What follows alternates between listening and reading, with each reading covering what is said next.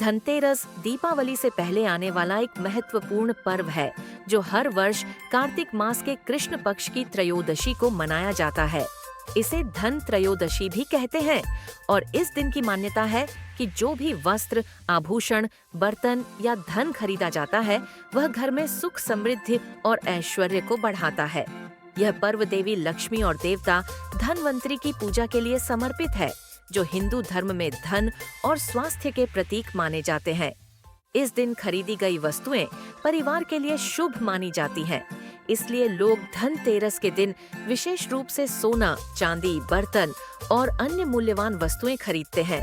धनतेरस का संबंध समुद्र मंथन की कहानी से जुड़ा है।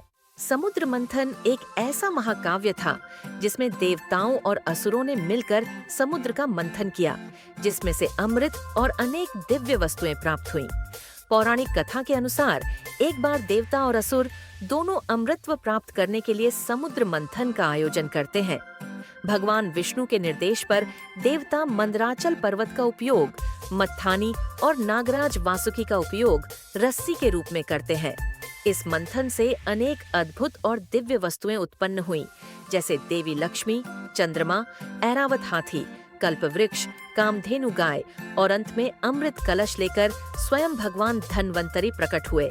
भगवान धन्वंतरी, जो अमृत का कलश लेकर समुद्र से प्रकट हुए थे, को स्वास्थ्य और औषधियों का देवता माना जाता है। उन्हें आरोग्य और दीर्घायु का प्रतीक माना गया है। इसी कारण धनतेरस के दिन भगवान धन्वंतरी की पूजा की जाती है, ताकि घर में स्वास्थ्य और समृद्धि का वास हो। साथ ही उनके साथ ही माता लक्ष्मी की भी पूजा की जाती है, जो सुख, समृद्धि और धन की देवी मानी जाती है।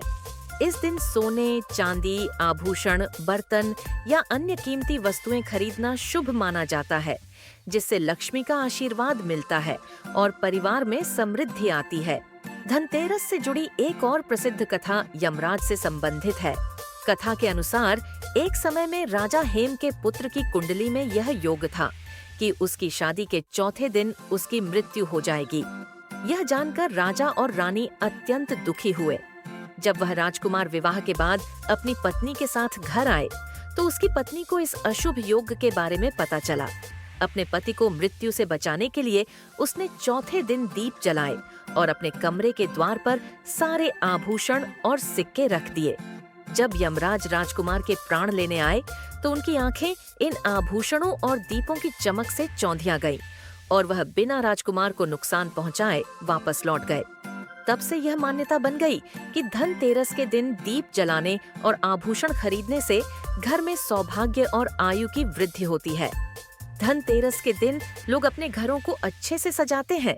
विशेष रूप से घर के द्वार पर रंगोली और दिए जलाए जाते हैं, जिससे घर में सकारात्मक ऊर्जा का संचार होता है। ऐसा माना जाता है कि इस दिन माँ लक्ष्मी घर में प्रवेश करती हैं, इसलिए घरों में साफ सफाई और सजावट का खास ध्यान रखा जाता है। शाम के समय में दीप जलाकर लक्ष्मी पूजन किया जाता है, ताकि पूरे वर्ष घर में धन धान्य का वास रहे। धनतेरस का यह विशेष महत्व भारत के कोने कोने में देखा जा सकता है और लोग अपने सामर्थ्य के अनुसार इस दिन वस्तुएं खरीदते हैं और इसे अपने घर की संपत्ति में वृद्धि का प्रतीक मानते हैं। धनतेरस के दिन स्वास्थ्य और धन की प्राप्ति के लिए कुछ विशेष पूजा विधियां भी की जाती हैं। इस दिन भगवान धन्वंतरी और देवी लक्ष्मी का पूजन करना, उनके सामने दीपक जलाना और पूजा में सुगंधित फूल और मीठे भोग अर्पित करना घर के स्वास्थ्य और समृद्धि को बनाए रखने का प्रतीक माना जाता है। घर की महिलाएं इस दिन घर को सजाती हैं और विशेष पूजा करती हैं, ताकि देवी लक्ष्मी का आशीर्वाद पूरे परिवार को प्राप्त हो। धनतेरस के साथ ही दिवाली का उत्सव शुरू हो जाता है, जो 5 दिनों तक चलता है। इस दिन से लेकर भाई दूज तक हर दिन का अपना विशेष महत्व है और हर दिन एक अलग पूजा होती है। इस प्रकार धनतेरस न केवल एक दिन का त्योहार है, बल्कि यह संपूर्ण दिवाली उत्सव की शुरुआत का प्रतीक है।